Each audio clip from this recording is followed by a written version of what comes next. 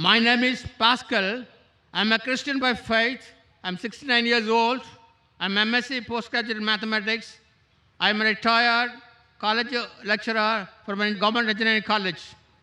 Now, you quoted from the Acts of the Apostles what Peter addressed to the people.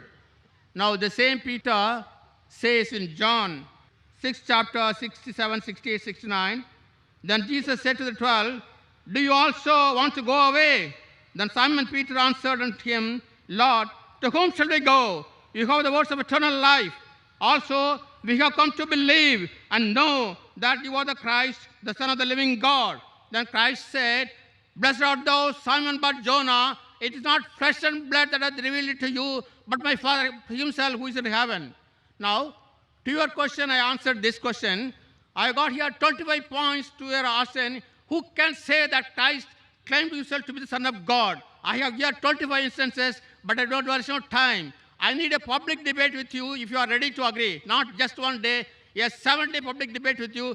I can contradict every statement of yours, what you said about Christianity, and maintain my stand.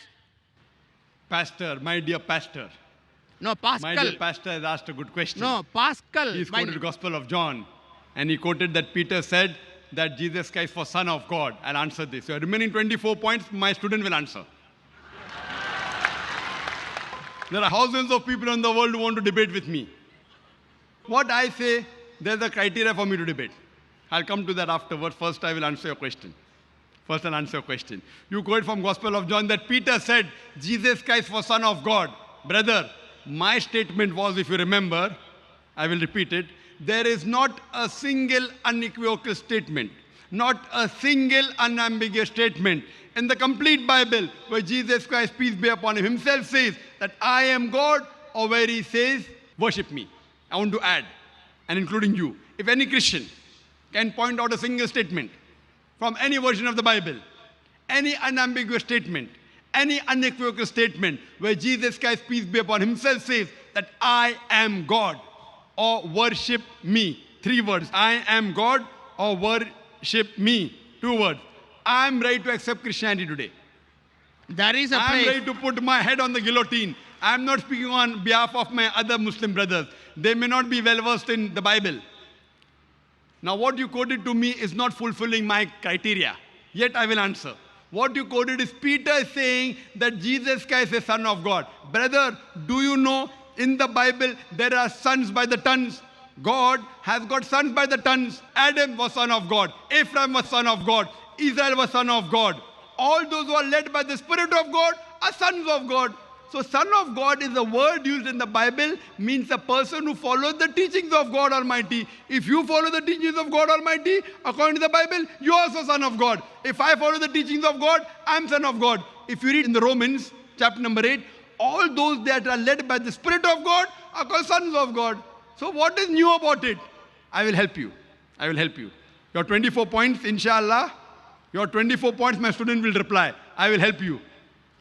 You know, Christian missionaries say, no. Jesus Christ, peace be upon him, is not normal son. He is the begotten son. And they quote Gospel of John, chapter number 3, verse number 16. For God so loved the world that he gave his only begotten son. Whosoever believeth in him shall not die, but have everlasting life.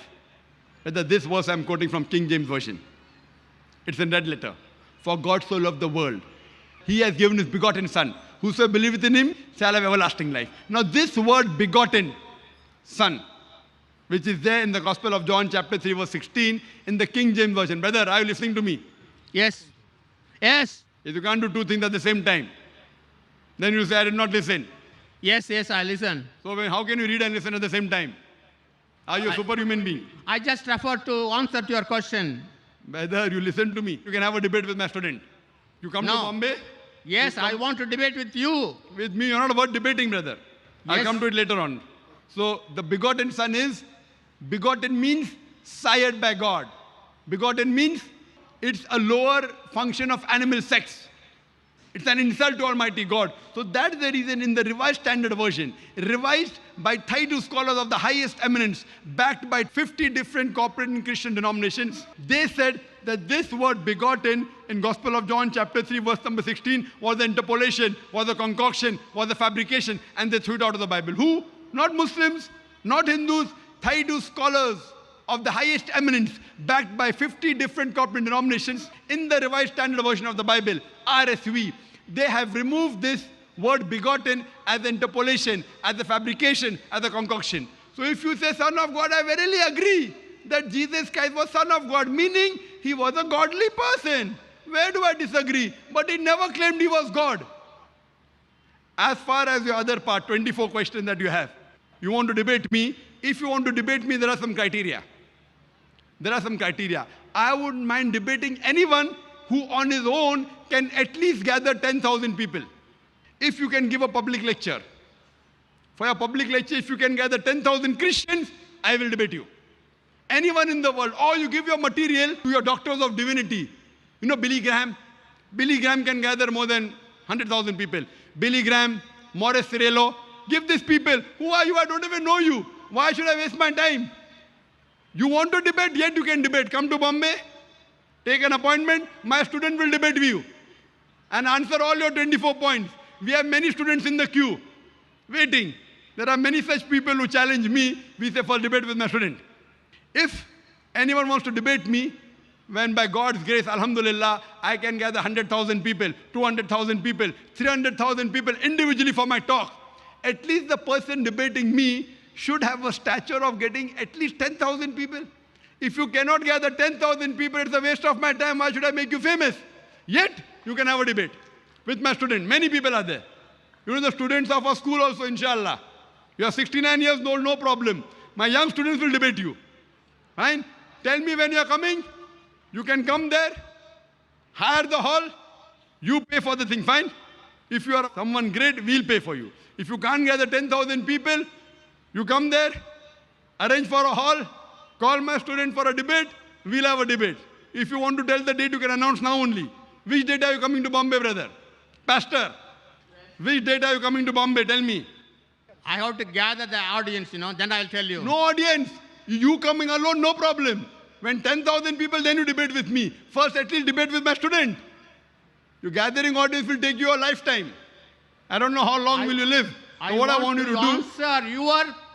I want to answer your questions, not my questions, my student will answer. My students are well-versed, Pastor. No. They cannot... When can you come to Bombay? Most welcome. Give a time. I will arrange my student to debate you. If you cannot debate my student, and you cannot gather 10,000 people, so why should I waste my time? What you can do is ask a question. You asked a question, I gave the reply. Now you can go behind the queue for your next question. Behind the queue. Yes, brother.